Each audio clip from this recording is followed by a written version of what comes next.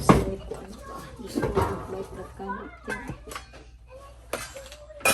Gandahin natin. Bago yun na. Yung sa hita ko.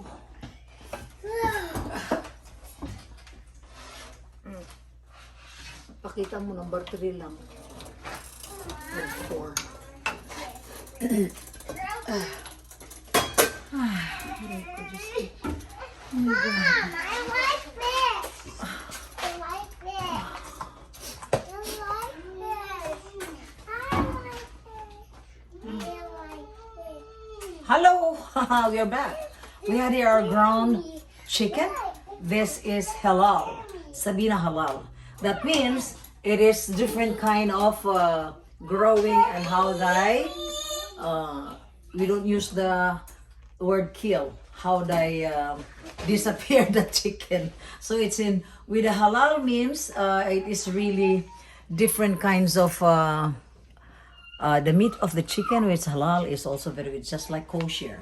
So if you think you can buy like this, it is a little bit expensive, but this was being a gift from the people whom giving an ayuda for MasterChef Carmen. So we call this Maskipaps. We call Maskipaps because it's supposed to be ground beef, but we don't have ground beef. We put ground pork.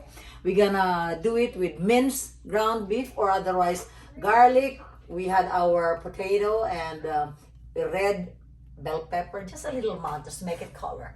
And of course, we're gonna put this one, carrots, and we're gonna put the combination of anything all in one, the beans that has everything in it. We'll show it to you later on when I get it here. So here, we make it, always remember when you're using Salad Master, you are using low heat. We don't use the higher heat. It's only number 4.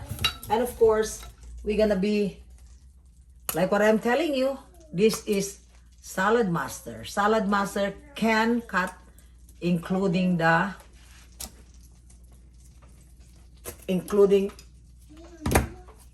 asan na yun?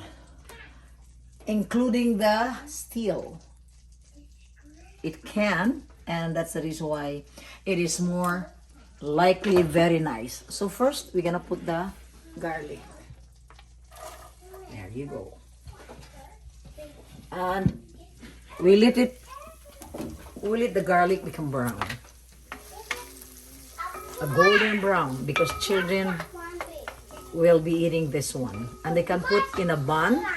They can put in a sandwich. You can put it in, or otherwise you can eat it with rice. So that's our rice cooked in 1.5 quarts. Always remember, it is only about 20 minutes when we cook the rice, and it's only number 2. We never put the grade of our heating in there into a high one because it's already sufficient conveniently. And like what I'm telling you, it is not, you cannot find this in any store.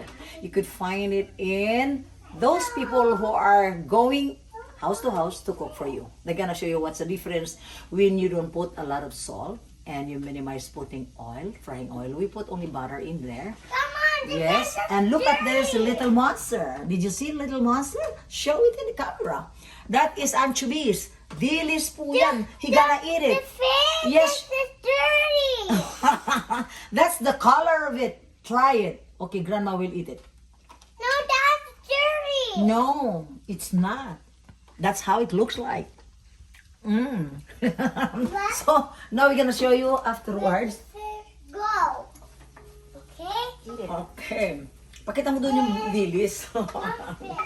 So that's the homemade dilis courtesy of Papa P and Mama Ting, the president and the vice president of our family extended Salad Master. And of course, we have ayuda from them, and I'm saying thank you so much for our dearest mama, the nanay and tatay of our family, and that's Salad Master.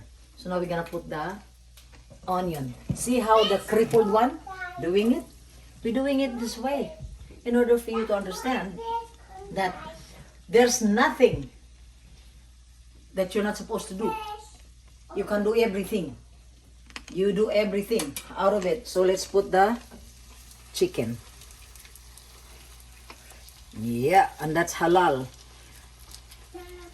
The halal chicken has no blood. And that's the difference between the regular one. Because it's killed. Now we're gonna close it. We close it and simmer it for 7 minutes. Then we put all the ingredients. Just dump it there. No stirring like what we did with our bilobello. Bilobello is different than the cooking of our ulam. So the ulam, we just cover it because it retains the nutrition without stirring it. When the vapor bulb start clicking, that's the time you look at it because that's almost done.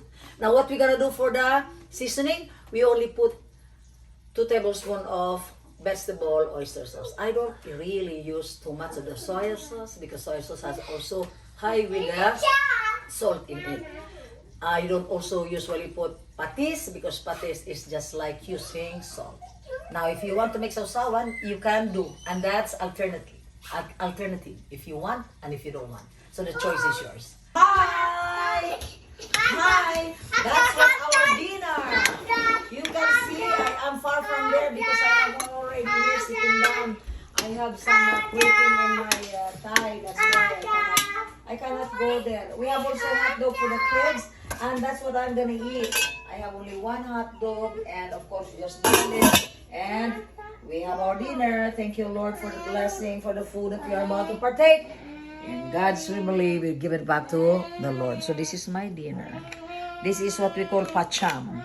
Meaning, pachamba, what you have in your kitchen, do what is gonna be please your stomach. Okay, let's eat.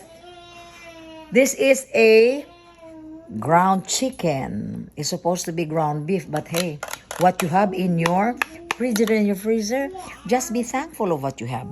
And hot dog. Not every day. Today is the 3rd month. We had the last, we had the last hot dog December 25th. Okay? Ciao! Look at my, can I have one? No. Oh, okay. No. Okay. I want a hot dog. Okay. It's yummy. No. You better eat now. I don't know.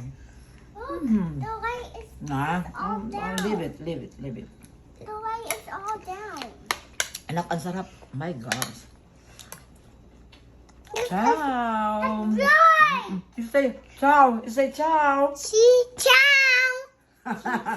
Say ciao. Ciao. See you later, alligator. See you later. Alligator. Alligator. Bye-bye. Bye-bye. Ring the bell Ring the bell. for the notification. Notification. Smack it. Smack it. Smack it. Smack it. Smack it. Yo, beautiful people. Beautiful people. Beautiful people. Yes. Bye. Bye. Thumbs up. Yeah. That is the thumbs up. This is the thumbs up. There. Show it there. Yes. Dun-dun-dun. Daran. Okay.